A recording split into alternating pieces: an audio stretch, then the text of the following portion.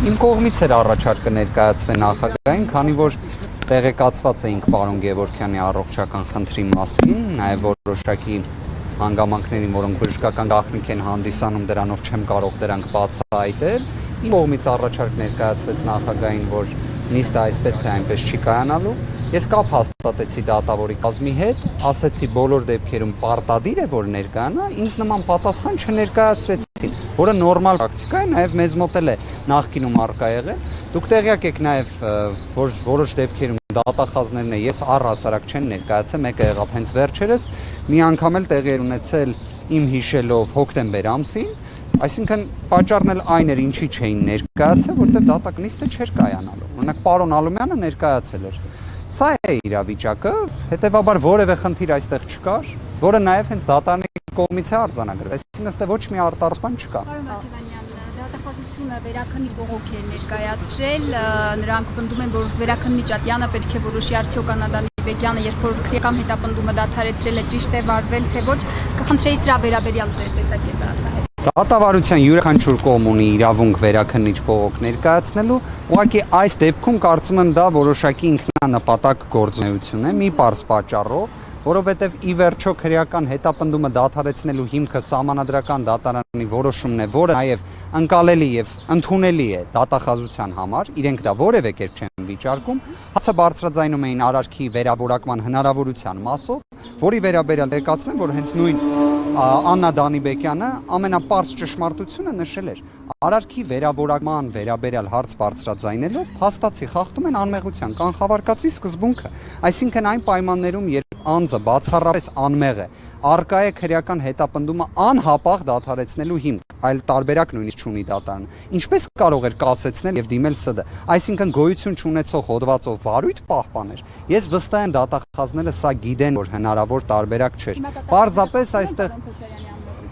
իհարկե խախտում են եւ դա ոչ առաջին անգամ են անում։ Այլ հարց է, որ նման վարքագիծ պետք է չդրսևորեն։ Այլ հարց է, որ պետք է գտնվեն մասնագիտական բարձունքի վրա, անկողմնակալության դիրքի վրա, որովհետեւ ի վերջո դատախազները բոլոր դեպքերում իրավունքի եւ օրենքի գերակայությամբ ղեկավարվելու պարտականություն ունեն։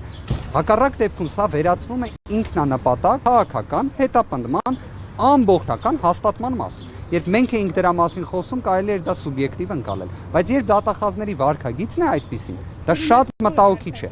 Տեսեք, երբ որ քրեական հետապնդումը դադարեցնելու հիմքը առաջացավ ՍԴ որոշումից հետո, պարզ վարքագիծ պետք է լիներ։ Պետք է ասեին, որ այն ժամանակ ունեինք դրույթ, հիմա չունենք դրույթ, հետևաբար չենք կարող հետապնդում իրականացնել։ Դա կլիներ որոշակիորեն, այսպես ձևակերպեմ, մասնագիտական ազնվության տիրույթում, բարեխղճության տիրույթում։ Իսկ երբ հակառակն ենք տեսնում, այն էլ դրան նախորդ իրադարձությունների մասով, դուք տեղյակ եք, բազմաթիվ սուբյեկտիվ, ծայրահեղ սուբյեկտիվ իրավապաշտպաններ, որոշակի գրանտերից սնվող հասարակական կազմակերպություններ, նույնիսկ քաղաքական գործունեությամբ զբաղվող արդեն փաստաբաններ ամեն կերպ ճնշում էին դատախազությանը։ Եվ ես կարող եմ հետևություն անել, որ դատախազությունը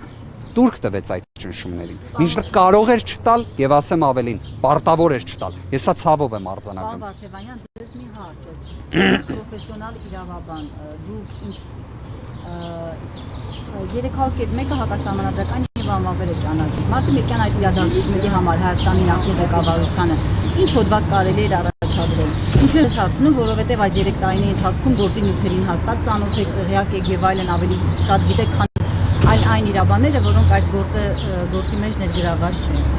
Եթե դուք խոսում եք բարձրաստիճան ղեկավարության մասին, ապա ես վստահաբար կարող եմ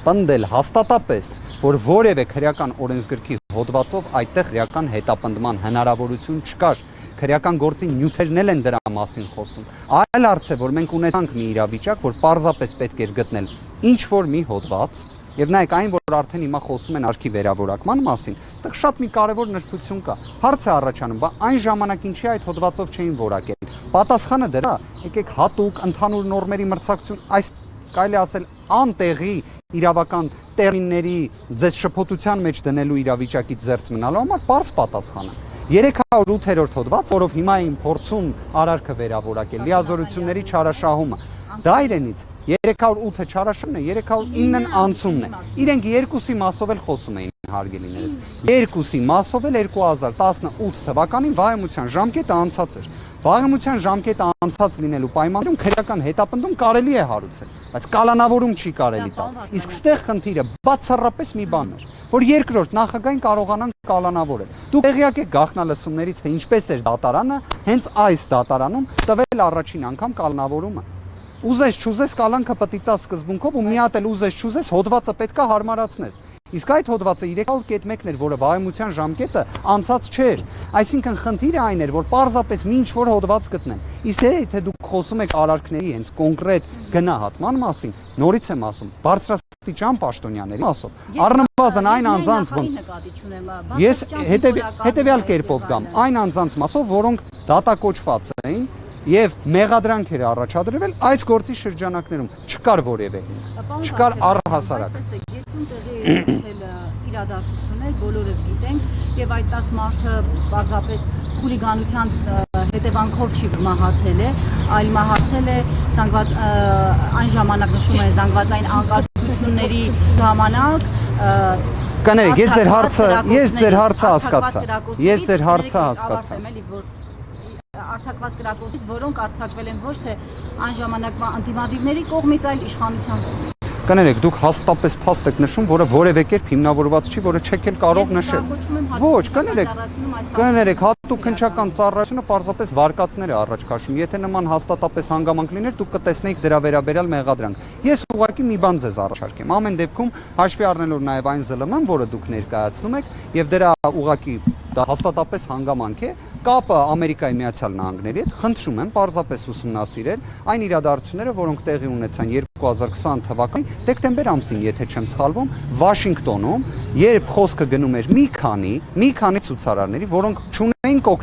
մոտովի կոկտեյլներ, չունեին քարեր, չունեին երկաթյա ձողեր, այլ պարզապես անհասկանալի հագուստով փորձեցին մտնել համապատասխան պարլամենտական շենքը։ Ինչ եղավ այդ ժամանակ։ Զոհվեցին մի քանի հոգի, իդեպ եթե չեմ սխալվում 5-ից ավել անց, տեղի ունեցավ մարմենական վնասվածքների ծայրահեղ մեծ ծավալ եւ ոչ մի ոստիկան մարմենական վնասված չէր ստացել։ Սա էլ խնդրում եմ ուշադրություն դարձրեք։ Իսկ 2008 թվականին հարյուրավոր ոստիկաններ մարմենական վնասվածք են ստացել։ Հարցը առաջանում է՝ ումից են ստացել։ Խնդրում եմ այդ իրադարձությունները որոշակիորեն վերլուծեք եւ շատ հետաքրքիր հետեւության կգաք։ Եթե չկա այս մասով հարցեր, ես մի հարց եմ գործընկերներ։ Այս օրերին, երբ Նիկոլ Փաշինյանը ունի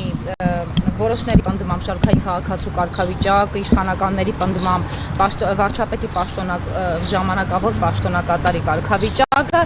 ամեն դեպքում իրավաբանական համույթը իր ձևակերպումը ունի, որ եւ որի մեջ դուք եք նաեւ մաս կազմում, պարոն Վարդևանյան, դուք ասում եք, որ չկա վարչապետի ժամանակավոր պաշտոնակատար։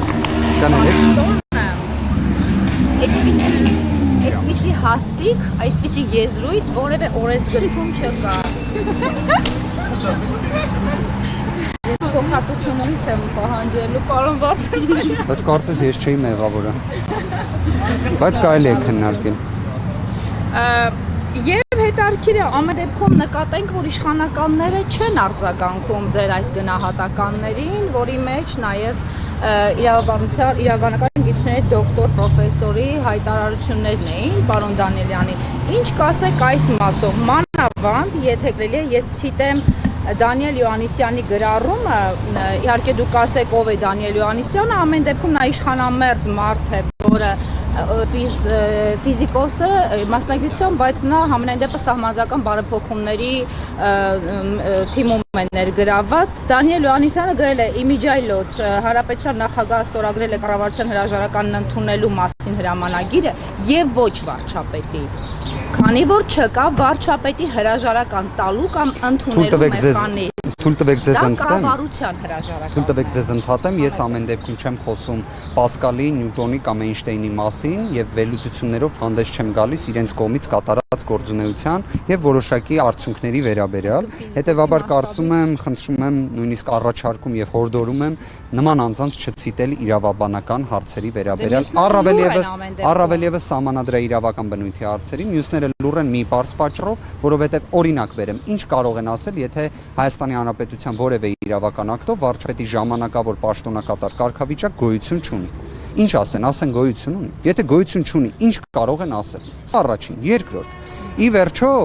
դուք կարգավիճակների մասին եք ասում, ես գիտեմ այն կարգավիճակը, որը ունի այսօր Նիկոլ Փաշինյանը։ Դա վարչապետի տեխնացուի կարգավիճակն է։ Իդեպ վարչապետի տեխնացուն ըստ օրենսդրության ունի նաև որոշակի երաշխիքներ անվտանգության մասով այն ժամանակատվածում, երբ վարչապետի տեխնացու է։ Այդ առումով ես որևէ խնդիր չեմ տեսնում, բայց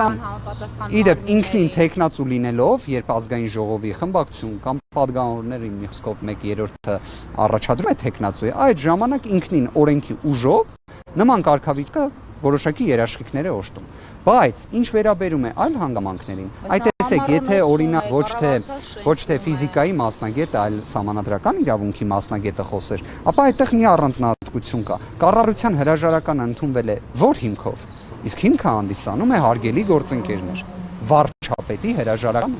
Այսինքն վարչապետը ինքը հրաժարվել է։ Եկեք տերմինաբանությամբ նայենք, ինչ է նշանակում հրաժարվել։